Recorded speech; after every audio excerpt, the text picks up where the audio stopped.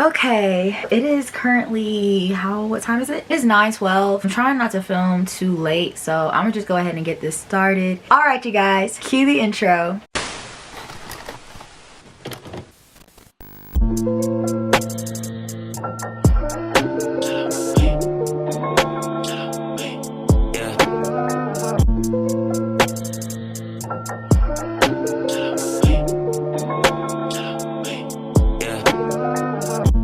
Hey y'all, it's Brooklyn and I'm back once again with another YouTube video. So as y'all can tell from the title, I'm giving you guys yet another Q&A. I asked you guys on my YouTube and my Instagram mostly to ask me some questions that I can answer, and you guys came through. I did skim a little bit through the questions beforehand, and some of these are really good questions, so I'm very excited to answer them. For those of y'all who have not seen this face before, hi, my name is Brooklyn. I give you guys content that talks about faith as a believer in Jesus Christ. Not only that, I give you guys Q&A videos, vlogs, school related content, specifically HBCU related content, advice, music, videos that give you guys a glimpse of my life. If you guys have not already, do not forget to hit that subscribe button, like, comment, and also turn on those post notifications so that way you guys will not miss out on any uploads. Also, do not forget to follow me on my socials, which are up here and down below as usual. So without further ado, let's get on started. Get on started.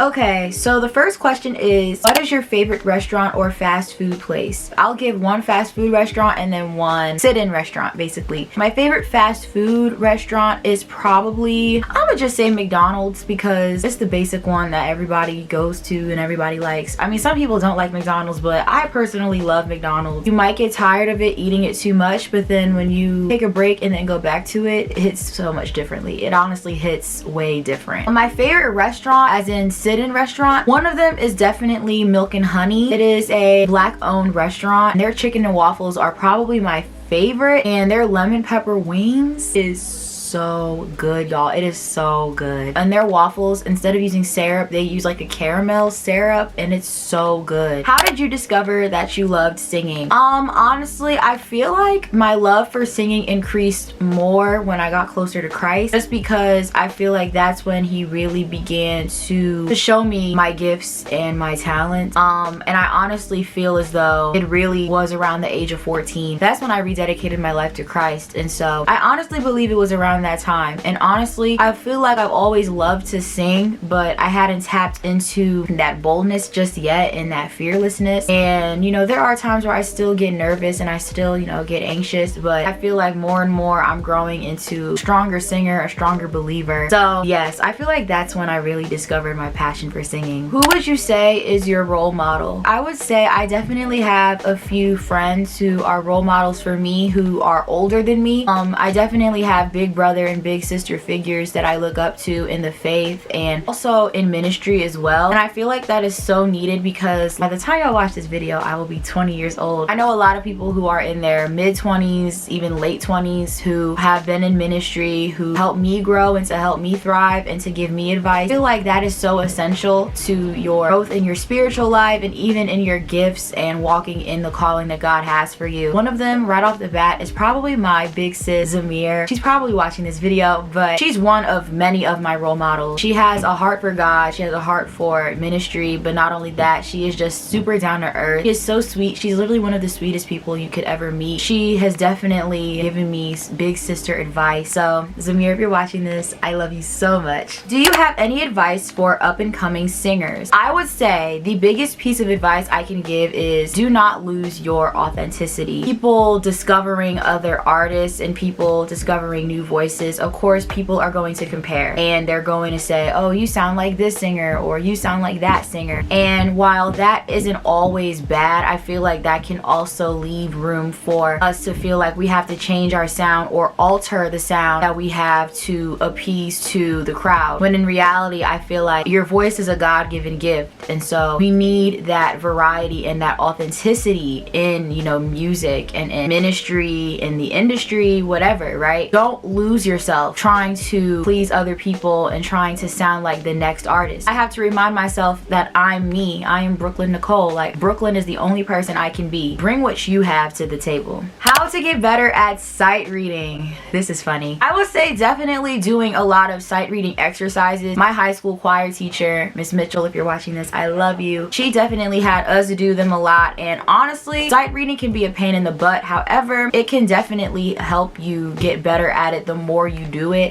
There's a website we used to use called, I think it's Sight Reading Factory or something, and you can basically use that to practice sight reading. Or my teacher, she would print out sight reading examples for us. We would also do sight reading exercises in class. It really takes a lot of practice, and it can also help you with ear training as well. I know in college, if you major in music, you will have to take a sight singing and ear training class. Practice definitely makes perfect. What are you expecting God to do for you as you enter this new year, age, stage, or chapter of life? Honestly, I feel like God is definitely requiring me to go higher and go deeper and to seek Him more. I feel like sometimes we find ourselves becoming stuck to the same routine, and God sometimes requires more of us. You know, now that I'm entering this next stage of my life, I have to really buckle down and seek God's face more than ever before, especially, you know, with the things that I want to embark and the things that I want to pursue in my, you know, personal goals in my personal life. And I'm not even saying that to be deep, but it really is true. Like, we should all be seeking God. The word literally says, you know, seek the Lord in His strength and seek His face evermore. Like, seek Him. It doesn't even necessarily have to be for a specific, you know, desire or a specific need or want in our lives. We can just seek God because we want to get to know Him more. We want to experience Him on a deeper level. Not only just that, but also application. I feel like application is my biggest need for this next phase of my life, like applying what I have learned to my life, because I'm the type where I know so much yet it is a struggle to apply it. I feel like in this next season I'm definitely gonna buckle down and get better. How does it feel to be a rising junior? Girl, let me tell you, like, honestly, it's kind of nerve-wracking. I'm not even gonna man. When I finished my sophomore year, after I had moved out and everything, I was like, wow, like, I'm about to be a junior in college. I feel like that's when it hit me. It's gonna hit me even more during the summer and me preparing, you know, to get ready for my junior year. It feels like yesterday since I was a whole freshman. Like, first of all, I keep saying this, my freshman year was awesome. I loved my freshman year. Sophomore year definitely hit a little harder, but I made it through. I'm just expecting nothing but greatness for junior year. Definitely gonna work even harder my junior year. Any tips for starting a YouTube channel as a beginner? I actually made a YouTube video talking about this, but I can definitely reiterate. I would say the first piece of advice is make the content that you want to make. There's some trends that are really cool on YouTube. There's some trends that I have took part of, but at the same time, make it authentically you. Like, put your own flavor on it. Don't make your videos look like the other person or the next person, because let's be real, people are tired of seeing the same old. Like, they want to see something different. So I definitely think that making content the way you want to make it is key. Definitely write down video ideas that you have planned. I do that all the time. I go in my reminders app on my phone and I'll write down a whole list of ideas, and then once I film that video, I check it off and then it goes away, and that way it gives me more clarity and it also lets me know what videos I still need to make. Definitely don't give up if you don't see the results that you want. First few months of being a YouTuber, I feel like a lot of people tend to become discouraged when they do YouTube for 3 months and they're still not past 100 subscribers. I would say keep going, because the more persistent you are and the more consistent you are, your audience will find you. If you didn't do YouTube, what do you think you would try to pursue instead? I definitely would probably pursue graphic design. Fun fact, I don't know if y'all knew this, but I actually used to draw a lot. I used to do like little okay, so back in 2015, 2016, when cartoons were really popular, I used to make them actually, and I would even take requests from people and things of that sort. I was gonna start charging, but honestly I kind of lost the consistency. It was really cool for the time. I do have a YouTube channel that has my art. If y'all want to check it out, you can, but I haven't posted on there in quite some time, and I actually tried to pick it back up again. I might pick it back up again this summer, being that I have more time off, but I feel like it would probably be that. If I wasn't majoring in music, I would definitely major in mass comm. Honestly, graphic design would fall more under visual arts. Either mass comm or visual arts. Ooh, this next question is kind of, I'm gonna say it's more on the touchy side, but it says, if you were interested in Greek life, how would you manage being Greek and Christian?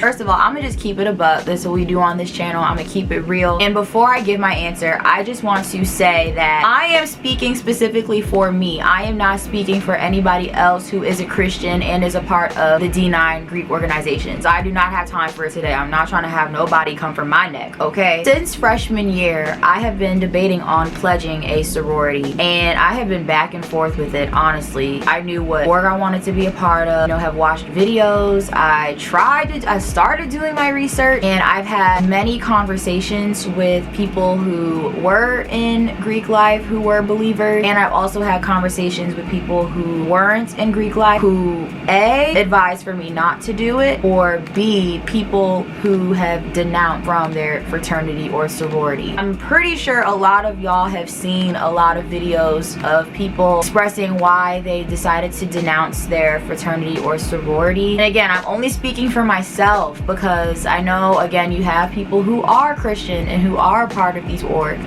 But as for me, I believe that sophomore year, I believe that the Lord has given me confirmation that I shouldn't do it. It was a really hard pill to swallow, honestly, especially during probate season. Oh my gosh. Like during probate season, I was so sad because I was just like, bruh, I was like, I want to do this so bad. It was confirmation that I shouldn't do it. And I was just like, okay, all right, cool. It's been really tough. However, I literally told God, I was like, I want to do this, but I want to please you so much more. I have peace knowing that if I don't ever pledge, I'm okay with that. And there's other organizations that I can be a part of that might not necessarily be D9. I'm gonna just leave it at that because lately it's been a very controversial topic and amongst the body of Christ. I just pray that, seek God about it. And although it was really, really tough, I definitely believe that God gave me my answer. What led you to your biggest turning point in life? I say this all the time, but I'm gonna have to say it again. Definitely when I was 14 years old. It was the summer of 2018. I went to a youth revival. I was a part of a youth revival at my church, and that youth revival turned out to be probably one of the most life-changing church events I ever attended in my entire life. And going to that event definitely led me to rededicating my life to Christ. It was so powerful that I actually got it tatted on my wrist. Is the year that I rededicated my life to Christ. That was the turning point, and that's when everything shifted from there. And it's been a real journey. It's been a lot of highs, a lot of lows, but at the same time, I'm so grateful, that the Lord revealed himself to me. There were things even prior to that event that, kind of led to that point. That entire month changed my life forever. Would you rather go to VSU forever or only go for one more month but never go again? That's hard because it's like never go back to campus again. It's kind of sad, but then just like anywhere, go there every day and you're eventually gonna grow tired of it. So it's like going to VSU forever. I'm trying to be out in 4, babe, okay? I'm gonna have to say only go for a month and never again. Even though that's really, really hard, like dang, like to never go back again, that's not gonna happen because I'm definitely coming back to my HBCU after I graduate for homecoming, concert choir events, gospel choir events, stuff like that. But everything there is a season, like the word says. So I'm gonna still, them alumni that come during homecoming and spring fling and things like that. Well, mostly homecoming because spring fling is mostly for the students anyway. Would probably have to go with only for a month and never again. So yeah, I think that's my answer. How do you riff? I want to debunk something right quick. Those who say that riffs cannot be taught, they're lying to you. Runs can be taught. Riffs can be taught. Even though they're not the most complex, you have simple runs that may not feel like runs but are riffs and runs. You know what I'm saying? So like I'm gonna give an example. Oh, that's a run. That's a run. It may not have been, super acrobatic and complex, but that was a run. Honestly, I feel like one way to help is doing those riff and run exercises on YouTube. I think another truth is some people just got it and some people just don't. I'm not even saying that to sound, elitist or anything like that, but certain people just have it. But runs can definitely be taught for sure. How has your college experience been so far? It has been definitely amazing. It has definitely taught me a lot. Sophomore year definitely had its highs and lows. close, especially during spring semester. Ooh, that was the toughest spring semester I ever went through, and I'm only halfway through my college career. But I will say my college experience has been unforgettable. I wouldn't change anything. It's only up from here, honestly. I know that's cliche, but it's only nothing but blessings, growth, and just thriving. We're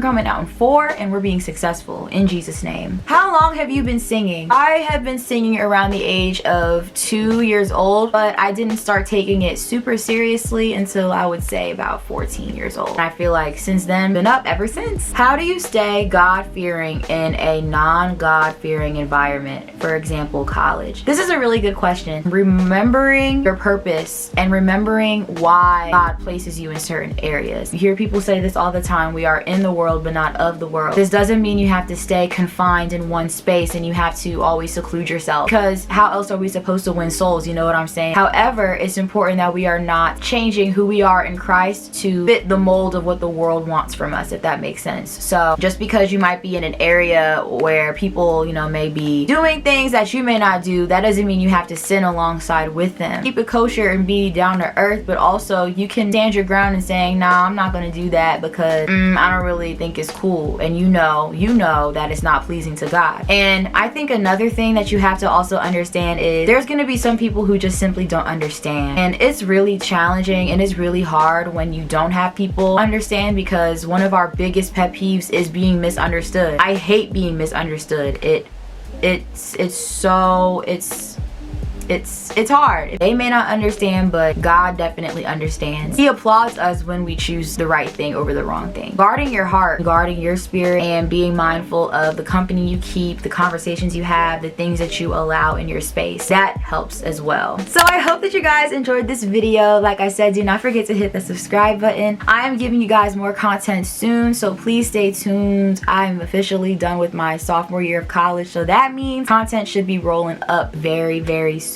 So just make sure that y'all are still staying in connection with me. I do have my socials that I put up on the top of the screen, so make sure you guys follow me on those, and do not forget to subscribe and turn on those post notifications, and also give this video a like. God bless you guys. I love y'all so much, and I will see you next time. Mwah, bye.